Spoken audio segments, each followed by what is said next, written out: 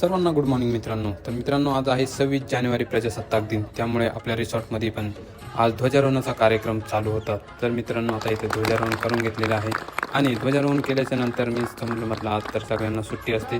तर आज मी पण हाफ डे निघून लगेच घरी गेलो आणि मुलांना म्हटलं चला पोरांनो आवरा, चला आज आपण कुठेतरी फिरायला जाऊया.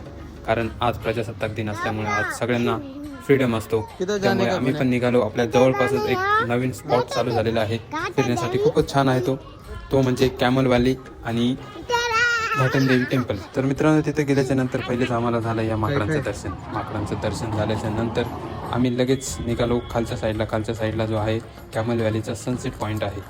तर मित्रांनो, आम्ही तिथं गेल्याच्या नंतर बघितलं तर तिथं आमच्या आधीच खूपच गर्दी झालेली होती. आजूबाजूचे जे रिसॉर्ट आहेत, मानस रिसॉर्ट, लाईफस्टाईल प्लस आजूबाजूचे जेवढे पण रिसॉर्ट आहे आणि जवळच हायवे आहे, त्यामुळे खूपच लोक इथं थांबतात आणि या सनसेट पॉईंटची एन्जॉय घेतात, फोटो वगैरे काढतात. तर आम्ही पण तेच केलं. आम्ही पण तिथे गेलो, मस्तपैकी व्हिडिओ शूट केला, फोटोज वगैरे खूप सारे काढले. आणि इथून बघा हा व्ह्यू कसा दिसतोय तुम्हाला कॅमल व्हॅलीचा.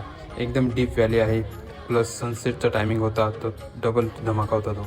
तर बघितलं तर मित्रांनो, आमचं सर्व आवरल्याच्या नंतर आम्ही निघालो मस्तपैकी घोडा खाण्यासाठी. थंडगार घोडा खाल्याच्या नंतर आमचा पनूचं तोंड बघा कसं झालं, एकदम लाल भडक. चला मित्रांनो, आजच्या पुरती एवढंच. भेटूया पुढच्या ब्लॉगमध्ये. जय हिंद, जय महाराष्ट्र.